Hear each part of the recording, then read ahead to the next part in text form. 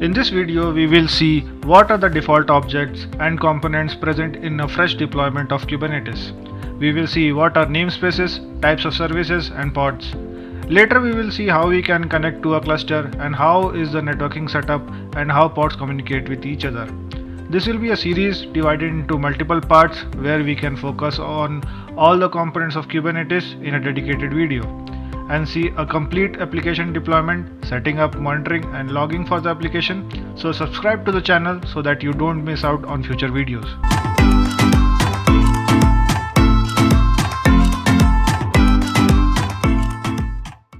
A Kubernetes cluster consists of a set of worker machines called nodes. You can connect to any Kubernetes cluster if you have the config file.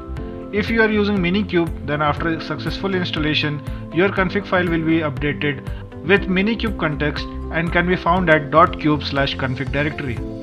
If you are using AWS, you can use AWS EKS command to update the kube config file with your cluster name. Similarly for Azure, you can use the get credential command to update the kube config file with the context name. You can manage multiple Kubernetes cluster just by selecting the correct context. Once you have selected the context, you can check for resources in the cluster like pods, services, namespace. I have already created a video on all the kubectl commands, so please make sure you watch it so that you can understand how we can execute commands and get all these resources. Now you can deploy your applications on Kubernetes cluster, but by default they will fall under default namespaces. Speaking of namespaces, namespaces are a way to organize cluster into virtual subclusters. They can be helpful when different teams or projects share a common Kubernetes cluster. Any number of namespaces are supported within a cluster, each logically separated from others but with the ability to communicate with each other. Kubernetes starts with 4 initial namespaces: default, kube system, kube public, kube node lease. If you do not provide namespace argument while deploying your application, they will be deployed under default namespace. Kube system is the namespace for objects created by Kubernetes system. This namespace is created automatically and is readable by all users. This namespace is mostly reserved for cluster usage in case that some resources should be visible and readable publicly throughout the whole cluster. The public aspect of this namespace is only a convention, not a requirement. This namespace is for the lease objects associated with each node, which improves the performance of the node heartbeats as the cluster scales. Heartbeats sent by Kubernetes nodes help determine the availability of a node. There are 2 forms of heartbeats: updates of node status and lease object. Each node has an associated lease object in kube node lease namespace. Kubernetes services connect a set of pods to an abstracted service name and IP address. Service provide discovery and routing between pods. For example, services connect an application frontend to its backend, each of which running in separate deployments in a cluster. Services use labels and selectors to match pods with other applications. There are 4 types of services: cluster IP, node pod, load balancer, external name. Cluster IP service is the default type of service which is used to expose a service on an IP address internal to the cluster. Access is only permitted from within the cluster. Node pod service are open ports on every cluster node.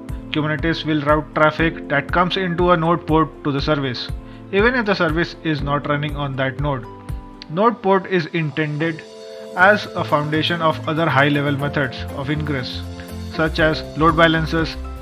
External name service are similar to other Kubernetes service. However, instead of being accessed via a cluster IP address, it returns a CNAME record with a value that is defined in the external name. Kubernetes external name service returns a CNAME record instead of cluster IP. For clusters running on public cloud providers like AWS or Azure, creating a load balancer service provides an equivalent to a cluster IP service.